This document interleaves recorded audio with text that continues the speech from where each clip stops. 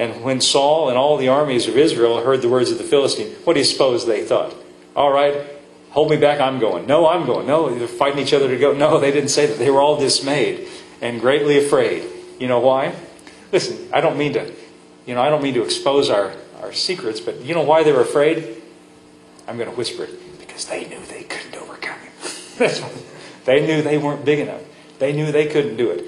And that's what I think secretly we know as Christians. But here's the good news. It never was our battle to start with. What do we read back there in Romans? By one man. Did we read that? And then what do we read in Hebrews? By himself. Yeah, he did this. Now, of course, David is there. And I'm not going to read the whole... It talks about how David was sent by his father to... David's brothers are there at the battle, and David's father got some provisions and sent David. And then David gets there and he sees the giant, and he hears what the giant... He sees what Goliath is saying. And he's asking, well, what'll happen to the man that kills him? And the brothers say, get out of here, David. You just came to see the battle. And so David keeps asking. So finally, let's see now. Saul hears about it. And let's see, where do I want to take this up? Let's see. Let's try verse 25. And the men of Israel said, have you seen this man that has come up surely to defy Israel? He has come up, and it shall be that the king, or the man who killeth him, the king will enrich him with great riches, and give him his daughter, and make his father's house free in Israel. And David spoke to the men that stood by him, saying, what shall be done to him that killeth this Philistine, and taketh away the reproach from Israel? And who is this uncircumcised Philistine, that he should defy the armies of the living God? By saying the uncircumcised Philistine, David is pointing out the fact that he is not in covenant relationship. He is an outsider, and he's got no right who is he to talk to the armies of God, in other words. Now, David finally is brought to the attention of Saul, and let's skip down to verse 31. And when these words were heard, which David spoke, notice he keeps saying this. They rehearsed them before Saul, and they sent for him, and David said to Saul, let no man's heart fail because of him. Thy servant will go and fight the Philistine. And Saul said to David, you're not able to go against the Philistine, fight with him. Thou art but a youth, and he a man of war from his youth. And David said to Saul, listen to this now. Thy servant kept his father's sheep, and there came a lion and a bear, and took a lamb out of the flock. And I went after him and smote him, and delivered it out of his mouth. And when he arose again, I caught him and by his beard, and I smote him and slew him. Thy servant slew both the lion and the bear. And this uncircumcised Philistine shall be as one of them, seeing he hath defied the armies of the living God. I notice David, in his mind, there's this guy who's no different than an animal. He's just an uncircumcised Philistine, no matter how big he is. But on the other side, there is God. Well, who do you think's bigger? See, David isn't even saying it's me against him. He said it's him against God. Now, that's the way David looks at it. So, verse 37, David said, moreover, the Lord that delivered me out of the paw of the lion and of the paw of the bear, he will deliver me out of the hand of the Philistine. And Saul said to David, go, and the Lord be with you. He talked him into it. So hard to tell what Saul really thought was going to happen here. And Saul tries to put his armor on him. And David said, no, I haven't proved these, and I can't use your armor. So he goes with just what he has. And let's get the story here, verse 41.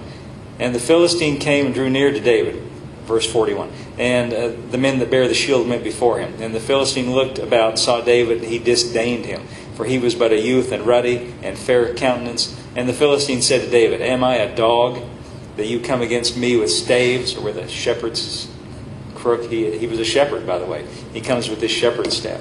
And the Philistine cursed David by his gods. And the Philistine said to David, he's full of talk. You notice this is Philistine. He looks pretty bad, and he talks pretty tough. The Philistine said to David, come to me, and I will give thy flesh to the fowls of the air, to the beasts of the field. And probably all the armies of Israel, they're back there trembling, thinking, yeah, listen to him. Listen to all that he said. It's amazing. I've had people call me on the phone, and they're upset about things, and they say, well, the devil's telling me this. And I think to myself, well, if you know what the devil's telling you, don't you know he's a liar? But Christians get afraid of what the devil's saying, their doubts and fears. Those are lies from, the devil's a liar, by the way.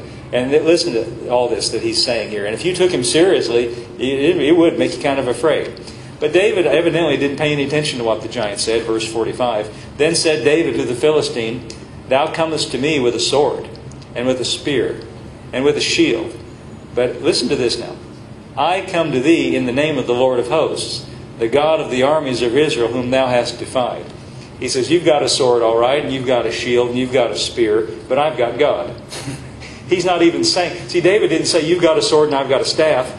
He says, you've got a sword, but I've got God, you see. That's the way he looks at it. It's not you against me, it's you against God. And I'm just standing up in God's, representing God. Verse 46. This day will the Lord deliver thee into mine hand, and I will smite thee, and take thine head from thee. And I will give the carcasses of the hosts of the Philistines this day to the fowls of the air. He says, I'm not just going to kill you and cut your head off. I'm going to give the whole host of the Philistines to the fowls of the air. I'm not just going to beat you, but all the rest of you too. He really is thinking God's on his side, doesn't he? This is really bold what he's saying. Why? That all the earth may know that there is a God in Israel. Verse 47. And all this assembly shall know that the Lord saveth not with sword and spear. Listen, for the battle is the Lord's, and He will give you into our hands. You see what David's attitude and what his message to us is. The battle is the Lord's. It's His battle. But nevertheless, David, and I'm going to suggest to you David as a type of Christ, is going as the one man. Remember what we said, give me one man. And he, as representing all the rest of the people of God, it's just him. You know, they're all not helping. Everybody's not in this battle. He's doing it by himself. Verse 48. And it came to pass when the Philistine arose and came and drew nigh to meet David, David hasted and ran toward the army to meet the Philistine. And David put his hand in his bag and took thence a stone, and he slang it, and smote the Philistine in the forehead. And the stone sunk into his forehead, and he fell upon his face to the earth. So David prevailed over the Philistine with a sling and a stone, and smote the Philistine and slew him. There was no sword in the hand of David. And David ran and stood upon the Philistine and took his sword and drew it out of the sheath. That's Goliath's sword. And he slew him and cut off his head. And when the Philistines saw their champion was dead, they fled. And the men of Israel and Judah arose and shouted and pursued the Philistines until thou come to the valley and the gates of Ekron. And the wounded of the Philistines fell down by the way of Sha'arim, even unto Gath, and unto Ekron. Now, did you notice that David, he didn't even have a sword. He ran up to Goliath. He just had his slingshot, as we know the story, of course. But he ran up and took the sword and he cut off Goliath's head. It tells us that he came to meet Saul and he still had that head in his hands. He carried that head with him. He cut it off like a trophy, kind of a bloody trophy, you know. And now I have to tell you something that isn't strictly in the Bible, but it's in tradition. But when I explain it to you, I think you'll be able to see that it's true. Tradition tells us, of course, David became king in Jerusalem later. Tradition tells us that he went back to Jerusalem with the head of Goliath. This is Jewish tradition. And that he took that head of Goliath, that trophy, the head of, you remember who he was? Goliath of Gath. He took the head of Goliath of Gath and he took it to Jerusalem and he buried it on a hillside. And that hill became known as and took on the name of that remarkable thing that was buried there, that was a token of the fact that God won a victory for the people of Israel through David, through this one man David who stood up against him when he brought the head of Goliath of Gath and buried it on this hill. That hill took on that name and it was called Gal, from Goliath, Gath. Golgotha is what it came to be called. The hill at the place of the skull. Do you know why it was called the place of the skull? Not because it had two eye holes. It's because there was a skull buried there. And it was the head of Goliath, which represented a great victory that God won by one man. When one man went against, in the name of the Lord, when one man went against this giant that nobody else could face, that nobody else could take care of. But God was able to take care of it. And He did it through one man. And on that place of Golgotha, the place of the skull, hundreds of years later, another one man, Jesus. And it's no accident that he won the victory for us, that this is merely a foreshadowing of, against the enemy that we could never overcome.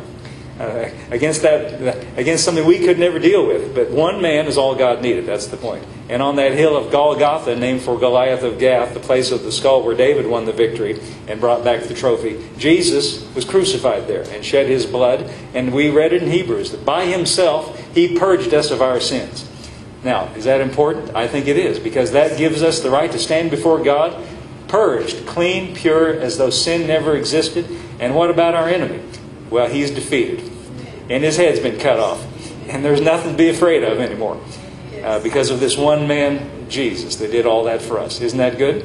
Well, let's all stand up. Jesus!